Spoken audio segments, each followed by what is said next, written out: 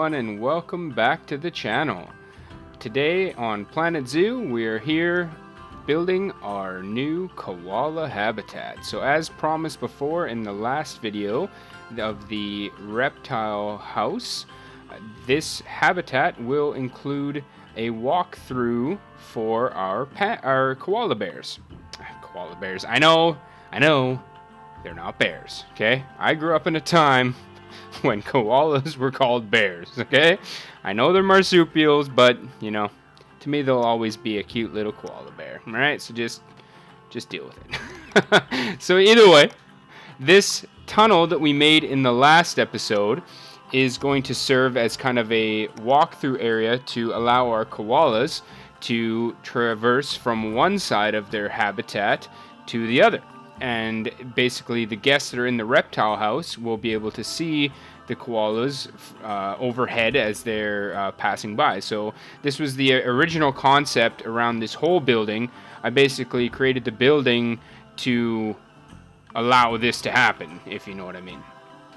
So yeah, again, this is the continuation of the reptile house video. I'll put a link up in the corner there for you right now. If you haven't seen the reptile house video, be sure to go check that out first, and you can see the construction of the building. I think that turned out really great. You guys seem to like it as well.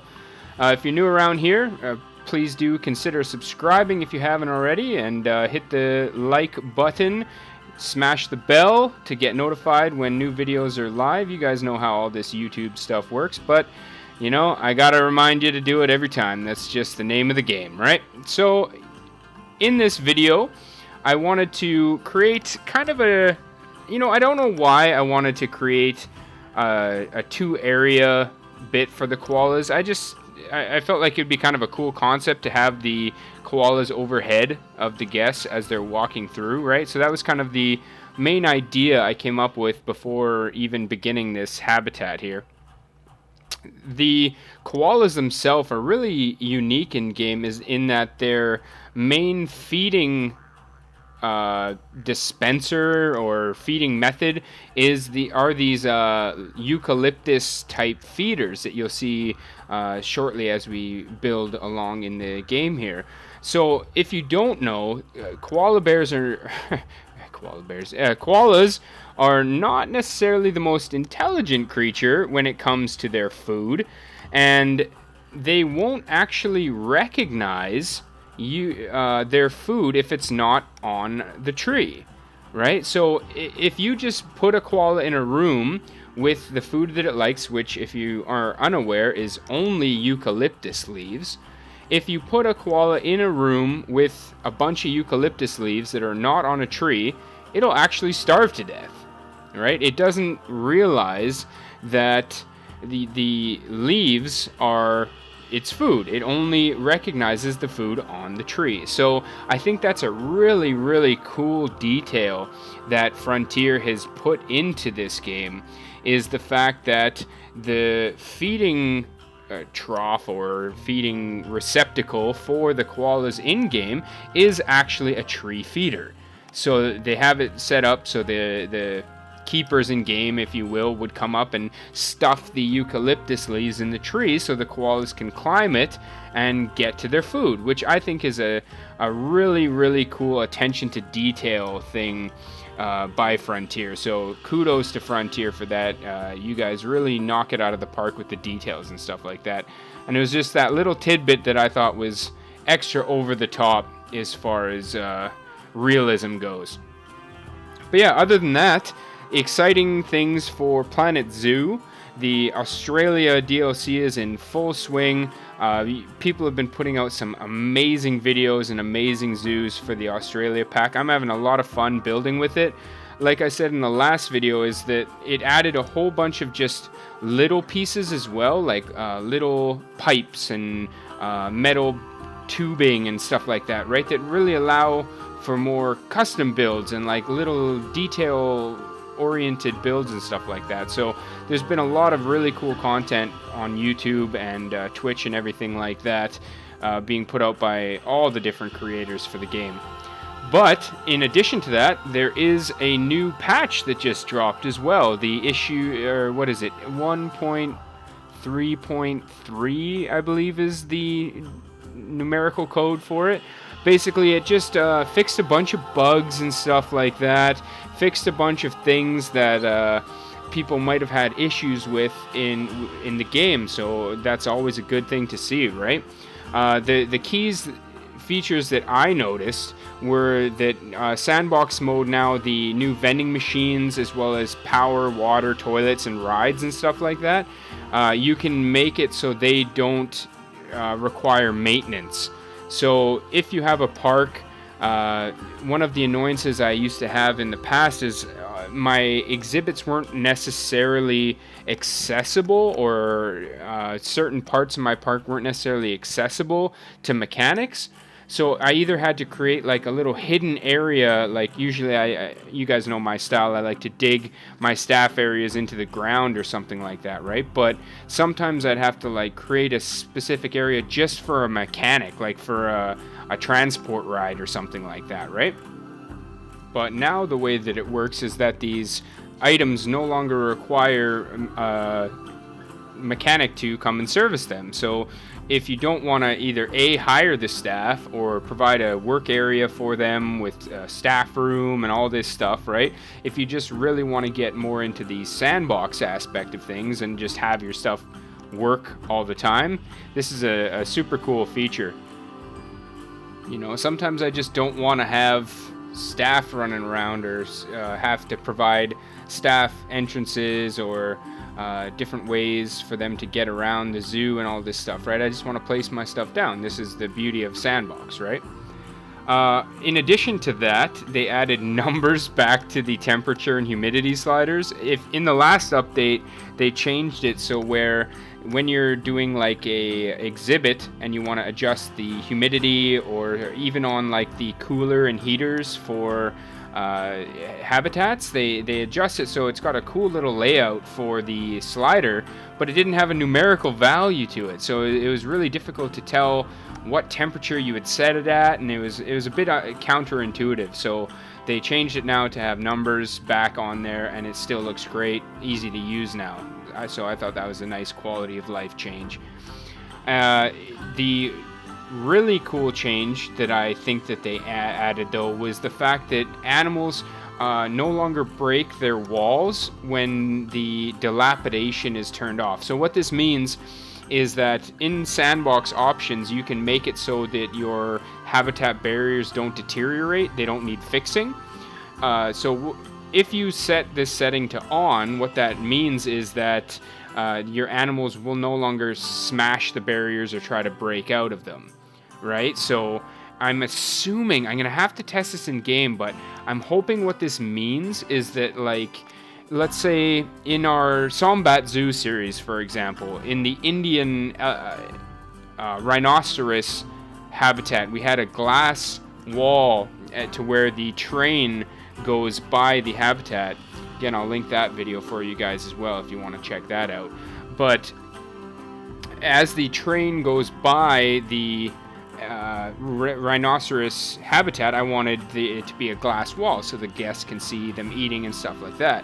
But the rhinos would just walk straight up to it and smash right through it, right? I mean, it's a rhino and it's glass, right? So I had to put like a big rock wall barrier to protect the glass. I'm wondering if that makes it so the rhinos, or well, any animal, are going to be able to be kept in any sort of fencing situation. Or this could also mean that when the dilapidation is off, that just means that it doesn't deteriorate in the animal's mind, so they won't like break it eventually, so to speak. Like if it deteriorates but you have the setting off. I don't know. I'm assuming that it means that you can store your animals in any sort of enclosure and they're not going to break the fence. That's the assumption I'm under. So I'm really keen to try that out, right? They also improve some staff pathing and stuff like that, staff and guests, so they can go down a smaller path with vending machines on the sides and not get stuck. I know a lot of people on the forums and Reddit and stuff like that were complaining about guests getting stuck on their paths. I noticed this a little bit myself as well in game, so I'm hoping this is kind of the fix that we were hoping for as far as guests getting stuck and stuff like that. Another big one that has been an issue in the game for quite some time is the fact that if an animal dies in a box, you can't do anything with it. In my first zoo, my first sandbox zoo playthrough, I had an animal, I believe it was a bonobo ape, that died as it was put in a box somehow, and yeah, it's just there permanently. Like, I couldn't throw it away, I couldn't do anything with it. It was just a permanent feature, right? So either way, I think that the maintenance patch seems to have fixed a lot of issues, both new and old. So cheers to Frontier for constantly updating the game and keeping on top of bugs and complaints of the community and stuff like that. I've been having a total blast with this Australia pack. I hope you guys are enjoying the series so far. So far we have the kangaroo, the reptile house, and now the koalas, which are just the most adorable little creatures I've ever seen. The models are absolutely fantastic. So left to come for this little mini Australian zoo we have going on are the dingo and the cassowary.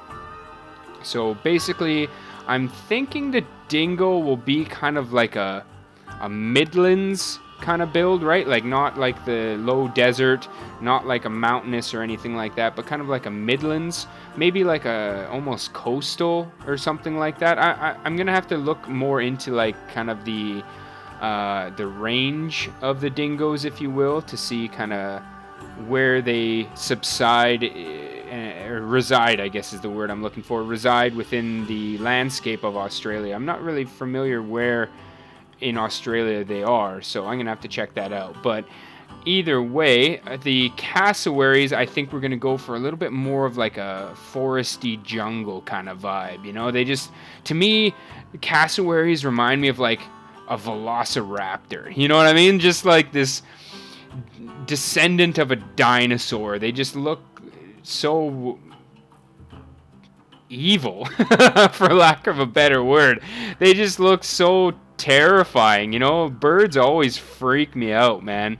And emus and cassowaries are like the epitome of just like the creepiest birds, you know. Like, you can really see the whole descendant of dinosaur vibe with them. So I want to create kind of like, not necessarily jungle, but like, you know, tropical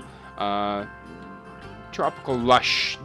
You know me, I like to put plants. So somewhere that has a lot of plants for the cassowary, and I'm going to be happy. But basically, this area you're seeing here for the koala now, I think we're going to, so the guests come through the reptile house, snake around the back of the koala habitat like this, and I think I'm going to have it swoop back around and kind of drop into an almost valley. There's a national park in Australia. I can't remember the name for the life of me right now, but it's got some really iconic viewpoints that are famous within the Australian landscape. I apologize for forgetting the name. But basically, what I'm going to try and do is create like a little valley nature reserve park for the dingo and the cassowary to live in as well. And you know, I might actually put more kangaroos or even more koalas in a different place in the zoo as well. Nobody's saying that we have to just have one habitat for each of these animals, right? It's something we haven't really done in any zoo before. So if you guys want to see it, we can always create multiple habitats for a single animal species, right? There's nothing stopping us from doing it. But if you guys have any requests for a habitat or you want to see anything else in game, be sure to let me know. Our other series are going to be continuing as well. We have more work to do in our Sombat Zoo series, and I promise you guys, I know you guys have been giving me a lot of grief about it. And I know we haven't done much on the Calgary Zoo series, but we will be continuing on the Calgary Zoo. Give me time. These last couple months and the next couple months are pretty darn crazy for me, but I'm doing my best to get this content out to you guys. I hope you like what we're producing so far. And if you're not subbed, hit the button, and we'll see you guys in the next one. All right? Bye-bye.